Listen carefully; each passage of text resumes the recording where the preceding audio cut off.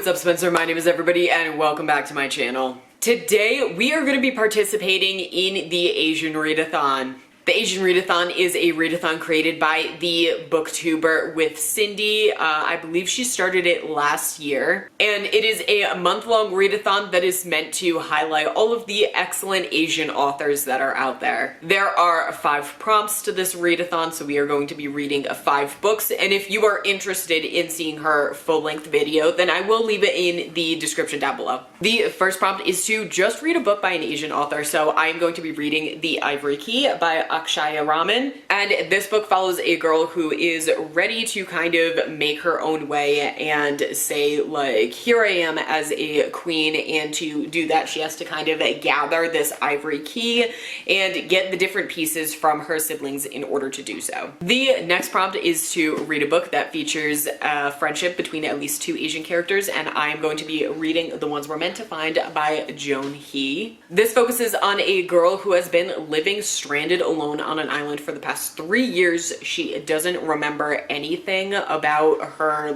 past life except for the fact that she has a sister. So she's doing her best to get off this island and try and find a sister. And I picked this book because I kind of started it before. I got like 2 or 3 chapters into it and then kind of put it down. But I do know that both of these sisters have good special friends to them. So that is why I picked this one for the friendship prompt. Sorry if you can hear my dogs wrestling over here, but they can't keep themselves together for 5 minutes. The next prompt is to read a book that focuses on Asian identity and self-discovery, and so I'm going to be reading Monkey Bridge by Lan Cao. This book focuses on a mother and a daughter after the mother has immigrated to the US after the Vietnam War, and kind of focuses on the difference between being somebody who has moved there having been a full-grown adult in another country versus being a young child who is still learning everything about themselves and their identity and their culture and things like that. The next prompt is to read a book that focuses on an Asian character that goes on an adventure. So I'm going to be reading Daughter of the Moon Goddess by Su Lin Tan. And this focuses on our main character who lives on the moon with her mother. They're kind of hiding from somebody, but she ends up kind of getting separated from her mom and having to go on an adventure to save her mother, I believe. Don't worry, I'm gonna be getting way more into these as we actually read the books. I'm just kind of giving a little short description right now. And the last prompt is to read a book that focuses on a Asian character who is a hot mess, famous, or eccentric, and I'm going to be reading The School for Good Mothers by Jessamine Chan. This book has a kind of 1984 type world where everybody is being really watched all the time and scrutinized, and our main character is taken away because it is believed she has been observed to be an unfit mother. She is a hot mess mother, I guess. And so she's being brought to this school in which she is going to be taught how to be a proper mother. I am really excited to get into all of these reads, honestly. But I think I'm going to start with something short. So I'm going to start with Monkey Bridge. This is only 250 pages, so I expect this to be a really quick and easy read. I'm about 70 pages into Monkey Bridge, and this is a kind of a tough read for me because only 10% of this is plot, while 90% of it focuses on experiences of living in Vietnam versus experiences of living in America and what the differences are. The plot does focus on 17-year-old May, who has immigrated to the United States about 4 years before from Vietnam, and her mother is currently in the hospital. I'm not sure with what. At first I thought that she had a stroke, but now I'm not so sure. And one of the people who wasn't able to escape Vietnam was May's grandfather, her mother's father, and so because her mom is in the hospital now, May is trying to contact her grandfather to get him to come to America from Vietnam. These stories that they are sharing in here are very interesting, but it is also all over the place. They are extremely loosely connected and have little to nothing to do with the overall plot at all, to the part that it doesn't even really fit feel like this book has a plot, and it is very jarring when it does get back into the plot because it connects so little. I am gonna work on this some more today, but first I need to get a bunch of chores done because my friends are gonna be coming over later today, and I need to kind of clean up some of the mess that I got going on around here first.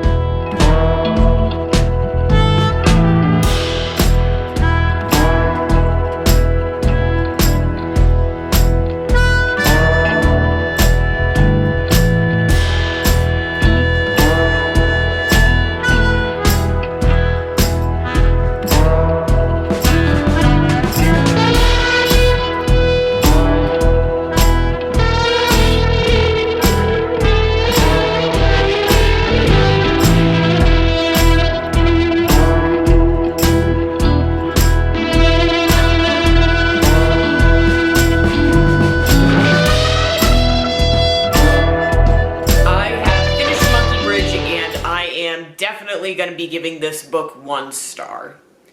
There was nothing about this book that I liked. There was nothing in the plot that May, the main character, was working towards. There was no transformation or any journey or lesson that May learned. The entirety of this book was just a bunch of stories about the difference between America and Vietnam all mashed together, not even told linearly, seemingly very random at times. Sometimes it would start with the story being related to what was going on, but then would quickly like derail and just be talking about random things. I absolutely hated the twist at the end. It felt like it came out of nowhere. There was no setup for it. The only good thing that this book did for me was make me realize that I don't know anything about the Vietnam War. I am aware of it, and I have seen things like Forrest Gump and depictions of the Vietnam War, but I actually don't really know what the war was about, why America became involved in it, what Vietnam was fighting for, stuff like that. I learned a little bit. I went onto Wikipedia and read a little bit about what the Vietnam War was about, but I also know that it's Wikipedia. It's written mainly more by Americans and white people, so I know that it's very biased because like what was being said here in the book about what the war was about and what Wikipedia says are two very different things. So I think that this is opening me up to looking more into what the Vietnam War was about and learning more about that. But besides that, this book did absolutely nothing for me, and I wouldn't really recommend it to anybody because it was so random. The next book I'm reading is The Ivory Key by Akshaya Raman, and I was actually able to get this book on audio, so that is really good because I can listen to it at 2.5 speed. And I actually started it this morning, so I am 75 pages into it already. This follows 3 separate characters. Vera recently became queen about 8 months ago when her mother died, and she is kind of struggling because her mother has left her a kingdom that has a lot of issues. The main one right now being that they are starting to run out of magic, and the interesting thing about this world is that they mine magic, and you have to kind of like process and reform it kind of like you do with iron or other types of ore. That's a really interesting concept. I really like that about this book. It also follows Rhea, who is Vera's sister who ran away from the palace and has now joined this gang called the Ravens, and she is interested in getting the Ivory Key because the Ivory Key is the thing that is going to allow Vera to unlock a bunch of mines that have been locked up and gain more access to magic. So the sister is wanting to steal the key so that she can prove that she is like a part of this gang now as opposed to being a princess for some reason. And it also follows Ronak, who is somebody who works at the palace and needs to steal the ivory key because somebody has taken his sister. And so these three people are obviously all competing for the same thing. I'm not super liking it so far. I think that the concept of having to mine for magic is really interesting, but I'm not super into the characters, for example. I don't super understand what is going on with the sister, why she ran away from home. There's something else going on with their brothers where one of them is in jail too, and I'm just kind of really confused about everything right now. Hopefully it'll be cleared up later and maybe I'll start liking the book as I understand more of what's going on, but right now I just don't really know what's happening. So I am now about 75% of the way through the Ivory Key and I'm understanding more the relationships and the things that are going on, but I'm still kind of not really liking it. So Ronak isn't actually working at the palace. It turns out that Ronak is actually also related to the other two characters, the queen and the sister, and there is also a fourth half sibling, I think, named Caleb, who is currently in jail for the murder of their mother, the previous queen. The relationships between these four are kind of confusing. The relationships between the three siblings and the supposed murderer Caleb is interesting. I don't know, it seems like everyone is a little bit too cash about the whole entire situation to me. At this point, I am unsure why several of the siblings are there to help get the ivory key. The girl who was going to steal the magic, she knows that there isn't any more magic, and I don't think that she is still continuing to intend to steal it because she's the sister of the queen and she like kind of understands that there is nothing there and that the entire country needs it. Like they're kind of, the reason why she's stealing it would be the same reason why like they're trying to both give to the people. It would be counterproductive to try and steal the magic at this point. Caleb is just there because the queen asked him to and busted him out of jail just to be there. And I'm not sure why Ronak is there because his whole entire thing was about protecting his sister, but both the sisters are fine and also now his brother is fine. So I'm really confused. I'm gonna keep I only have about 100 pages left and I'm sure that by the time I will get to the rest of the 100 pages, I will still be confused. I have finished the Ivory Key and I am going to be giving this book 3 stars. It's not good when you are continuously confused throughout the book about the characters' motivations and why things are happening.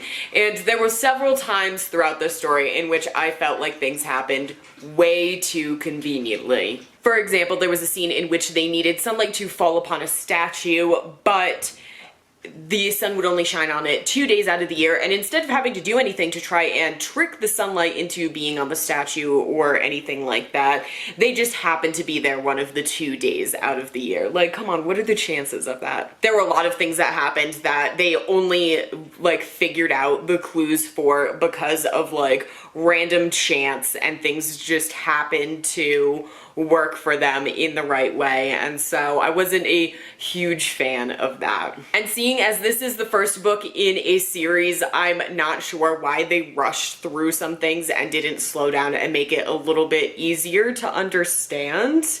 I don't know. I didn't like this book overall, and I'm just gonna give it 3 stars and move on. But before I move on to talking about my next book, I am going to be hanging out with my friend Kat. We're going to go and do some archery, and then we're going to get some pho, and we're just going to have a good time.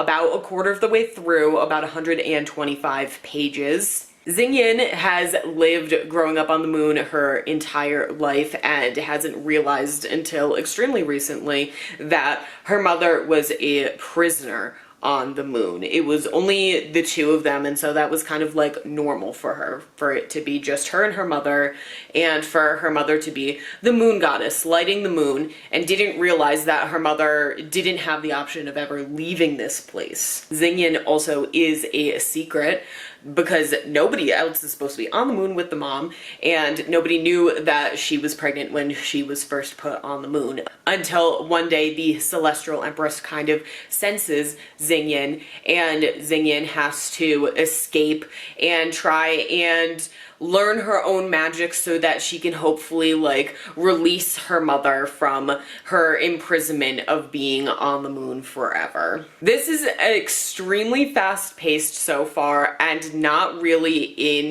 a good way. First we were on the moon, and then we were in a mansion, and now we are at the prince's palace. Like, there are things that are quickly like going past.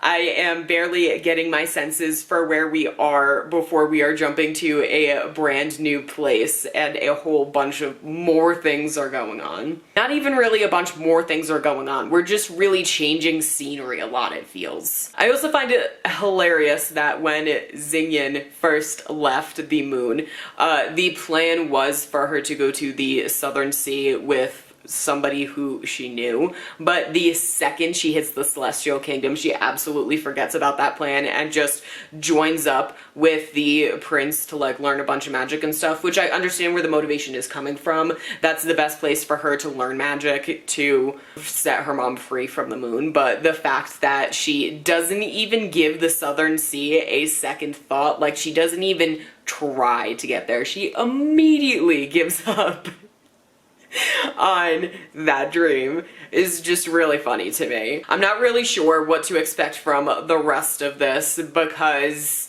we haven't hit like the main big conflicting thing right now. She's just kind of hanging out with the prince and studying, so I am interested to see what is going to be like the big like driving force for the rest of this like 400 pages that is coming up. It has been doing nothing but rain for the past like 4 or 5 days now. I moved to Denver specifically because it's supposed to be like sunny all year round, but apparently a part of the seasons is they have a time in the spring in which it rains constantly, and that's the time of year in which it is currently. I especially feel really bad for the dogs because they keep on wanting to go outside and, you know, go on a WAOK, but obviously I can't when it is so wet and just constantly, like, it's literally flooding. I haven't really gone anywhere because several of the streets have been flooded. But that means that I have had plenty of time to read, so I am 300 pages into The Daughter of the Moon Goddess. At this point, the studying that Xingyin has been doing with Prince Liwei is done. It has been several years, and so she has now decided to join the military, because if you do some amazing feat in the military, then you can be awarded this talisman that comes with a favor from the Celestial Emperor, and Xingyin's plan is to use this favor to get her mother released from her captivity on the moon. There is also a love triangle currently kind of going on in here, which I'm not the biggest fan of love triangles, but I'm actually pretty okay with this one because I think the author has set it up pretty well. I can always also secretly hope that it turns into like a real love triangle where the two rivals also fall in love. That would be fun and interesting. Do I think that will really happen? No, of course not. Would it be fun if it did happen though? Absolutely.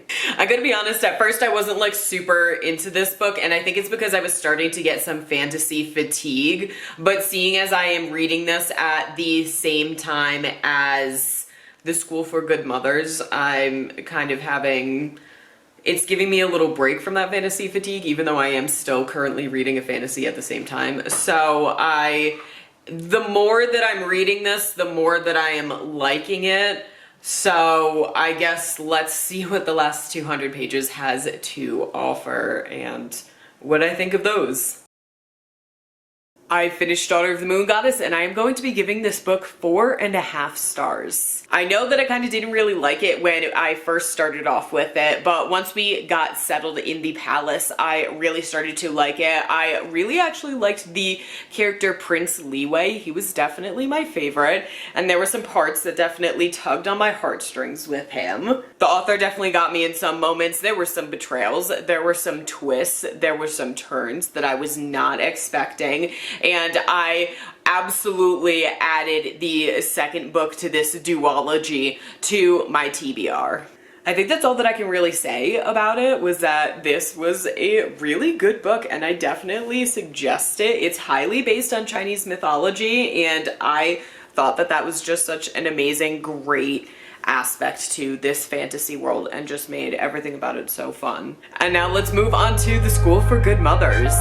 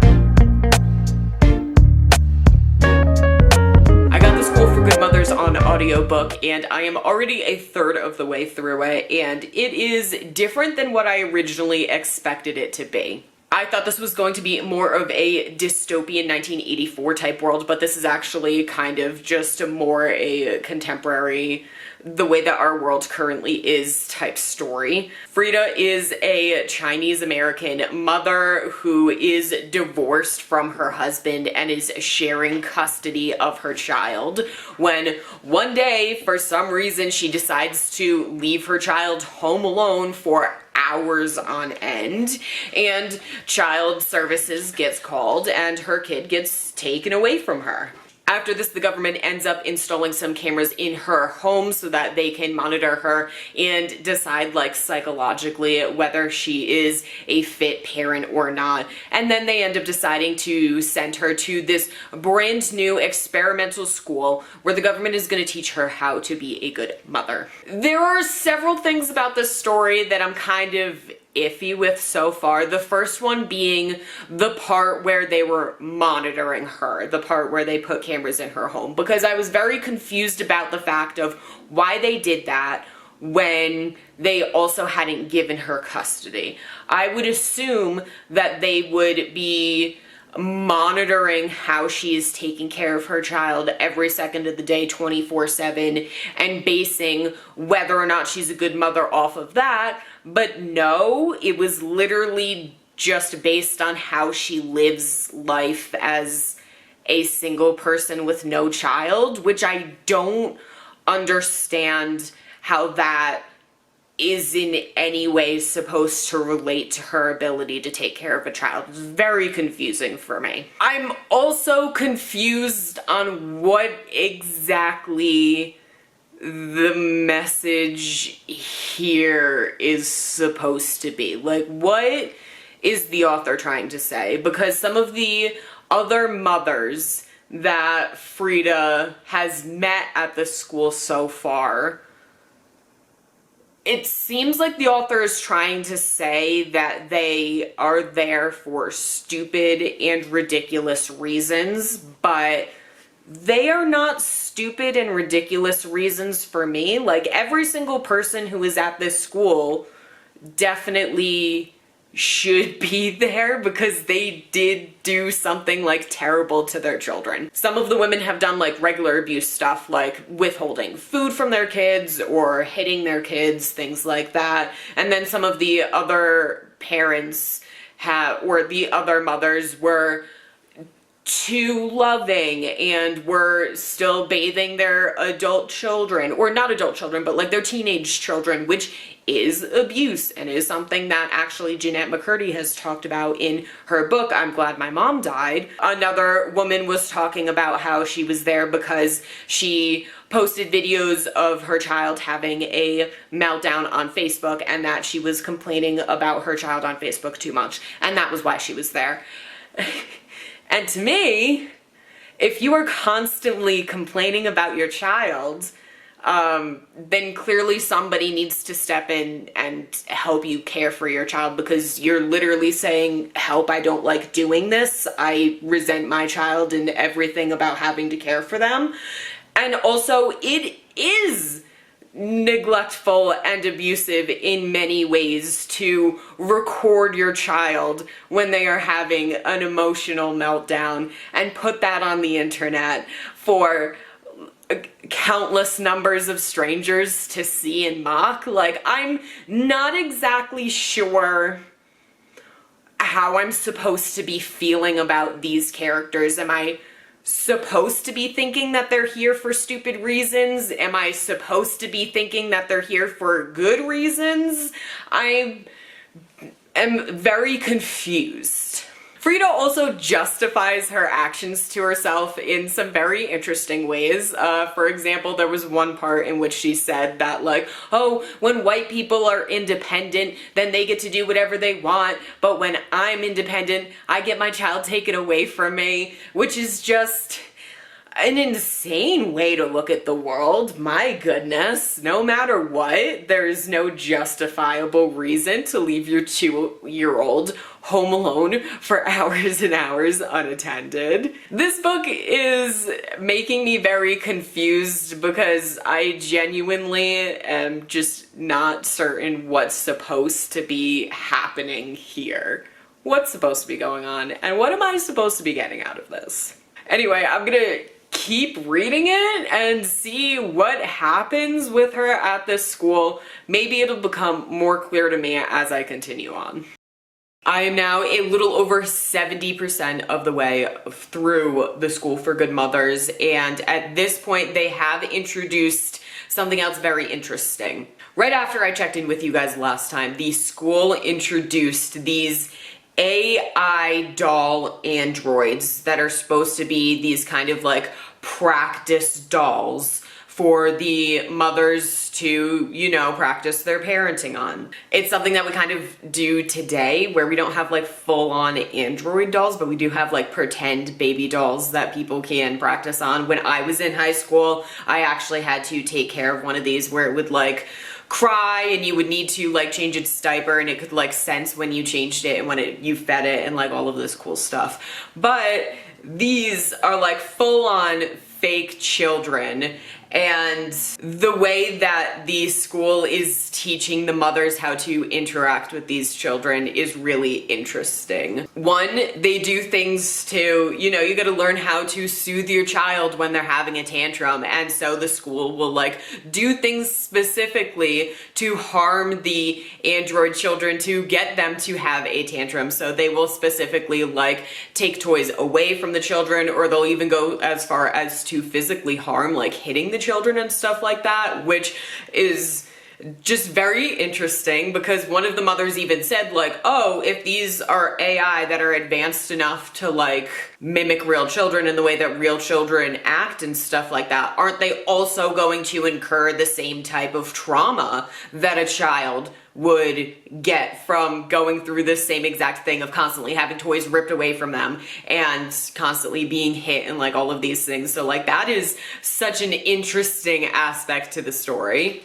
And the mothers are also taught to do things like speak to the children in very specific ways. They are like coached on like, oh, when you're reading a story, like you should do like this, this, and this, which I don't think that specifically is a bad idea. I think that it is good to go over like the best ways to try and teach children when you're interacting with them and the best ways to like play with children, stuff like that. As weird as it sounds, there are like proper ways to play, or there are the best ways to play with children in order to be able to encourage them to learn specific skills and things like that. As an occupational therapy assistant, I actually have learned a lot about how to do that. So that actually isn't something that's terrible to do, but the school gets like weirdly specific with stuff where they say that you have to go in and like do 5 3-second hugs and like 2 kisses on the cheek and like that'll make the tantrum go away, which like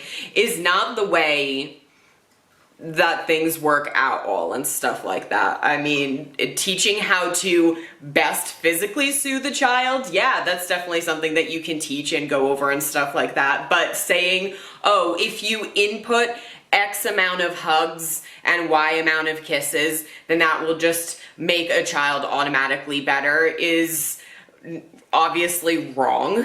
And the idea that children are like robots, where if you just input the right series of equations or series of actions, then you will get the desired outcome. Very similar to how a lot of more incel guys will say, oh, well, if I do X, Y, and Z to a girl, you know, if I hold the door open for her, if I buy her dinner, and if I bring her to a movie, then I should get the desired outcome of, you know, like sex or whatever I'm looking for. They're doing the same thing to these children and acting as though children are not human, but instead androids and robots and not living, thinking individual creatures too. Children aren't creatures, you know what I mean. Individual beings. Because every child is different. Some children need a lot more hugs and love and cuddle when they fall down and hurt themselves than other children do. Some children like absolutely hate that, and the last thing they want is any sort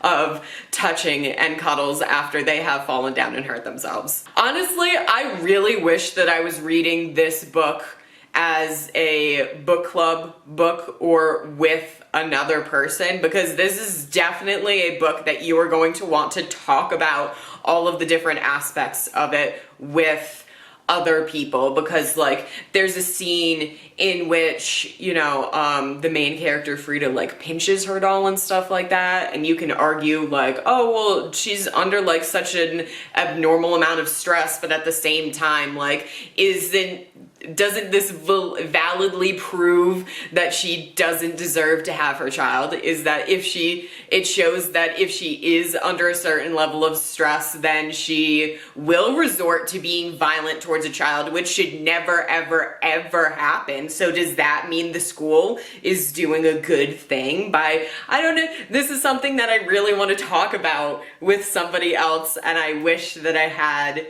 someone to discuss this with, because there are just so many concepts. There are so many unique ideas and thoughts and concepts that I want to talk about with somebody for every single chapter.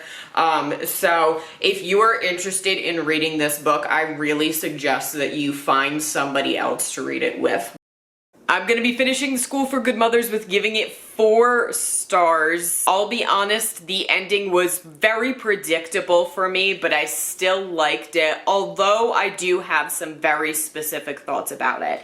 And these are some spoiler thoughts, so if you are somebody who does want to read the School for Good Mothers and doesn't want any spoilers, then you should skip to the timestamp here. But besides that, I was very confused with the fact that Frida did not get Henrietta back, in the fact that she achieved all of the goals that she was set out to achieve. The teachers told her that she needed to get like 2nd place in a bunch of her classes and stuff like that, and she managed to achieve that, and that's a really high goal, is 2nd place in all of her classes, and yet she still didn't get her daughter back. Doesn't make sense to me, because if you have this program and even the person who did well enough that they placed second in the class, still didn't score high enough to earn their child back. Like, that kind of just says that the whole program is a failure, doesn't it? As opposed to, like, anything reflecting on the mothers. So I wish that there had been, like, a specific event that happened that made it so that, like, Frida was definitely gonna get Henrietta back, but then this thing happened that made it where they said, oh, sorry, you ruined it, you can't get her back anymore. Either she was trying to rebuff Tucker and they were, like, caught together and something like that, or maybe she, like, snuck in a phone call to Henrietta too soon, or something that made it where it felt like she was so close and then it got ripped away, as opposed to her achieving all of the goals that was set out to achieve and still not get what, like, I understand what the author was saying with kind of having that happen, but at the same time, like, it didn't make sense to me. Either way, I felt like it made, like, so much sense for her to kidnap Henrietta, and, like, this is the kind of the natural ending for a story like this, is that if the mother doesn't regain access to their child, it always seems to end with them kidnapping the child. So I understand that, but I wish it kind of had been, like, ripped away from Frida a little bit more. But as I said before, I really wish that I had read this book as a buddy read or during a book club, because this is something that has, like, so many aspects to it that I want to talk to other people about and ask their opinions and their thoughts, and based on their life experiences and stuff like that, how did they feel about what happened. But that's kind of everything that I have for the School for Good Mothers, so without further ado, let's move on to our last book, which is The Ones We're Meant to Find by Joan He, and I am, how far am I into this? About 60 pages. So this does focus on sisters Casey and Celia has been living on this island for the past 3 years. She doesn't really have a lot of memory except that she wants to get off the island and that she has a sister to get back to. The world that they live in is very interesting, futuristic. It takes place in a time in which global warming has gotten even worse, and there are a lot of natural disruptions such as tsunamis and hurricanes and things like that. And Casey and Celia live in this kind of, like, city in the clouds above all of the terrible things that are happening in Earth due to global warming. I'm really interested in the world and everything that is going on in here, but unfortunately it is a little bit confusing. You know, anytime you start reading a new fantasy or sci-fi book, you gotta use your context clues and kind of figure out what everything is, but there are so many terms being thrown at me that it's kind of difficult for me to figure out in relation to one another what everything is and exactly what is happening. I'm also confused as to, like, what Casey and Celia's role in this society is. Their father is kind of like, or used to be, a architecture person who helped design the Cloud City, but for some reason he no longer is. He's, like, lost this privilege. And Celia and Casey also have had some sort of hand in that, in which they used to be really science-y, but now they're not allowed to anymore because of something that happened. There's mention of a court case, but it hasn't been told, like, what is going on yet. A big aspect to this society is that there's a lot of things that are virtual because it is considered greener to do things in the virtual world as opposed to trying to do things in real life, which makes sense. But there are also things where apparently, I guess the government is, like, monitoring the chemicals in your brain and stuff like that and the way that you're feeling, because there is this interesting part here that says all citizens must maintain mood level above severe debilitization, which is a value of less than -50. However, your minimum mood settings require corrective action at mild debilitation, which is less than -10 due to court override. P2C court records see past felony. Failure to take corrective action will result in eviction. Does that mean that if you are too depressed, you get kicked out of the city? That's interesting. I don't know. So I'm definitely in a part right now where I'm confused about everything that is going on. What's going on in society? Who are these people? How are they related to each other? I don't know. I'm definitely gonna have to keep reading to find out, because right now I am just super duper confused. I am done with the ones that we're meant to find, and when I say that, I don't mean that I finished this book, I mean that I'm just done with it. There is nothing about this book that I am enjoying, so I've decided that I'm going to DNF it. I don't like the writing, I don't like the characters, I don't like the story. I am continuously confused every single time the author reveals something. It doesn't clarify anything up, it just makes me even more confused about what's going on. Celia is saying that she has been missing for 3 years. Casey is saying that Celia's been missing for 3 months. There is some guy in here named Actinium, which one? What kind of name is that?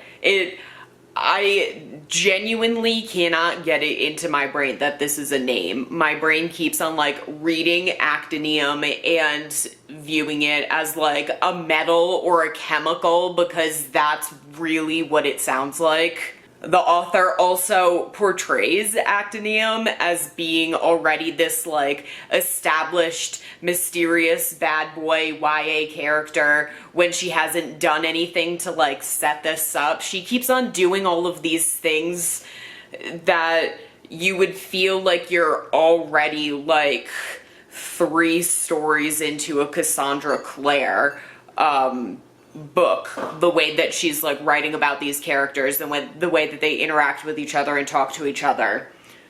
I don't know. Everything about this world is confusing and doesn't make any sense, and the way that the characters act don't make any sense. Like, they finally find Celia's boat, and here's Casey's reaction to it. She waited to feel something but felt nothing and realized this. The boat did not matter. The boat was inanimate. The body did not matter. Found or missing, it would be inanimate by now too. All because of the doctor in Suite 412.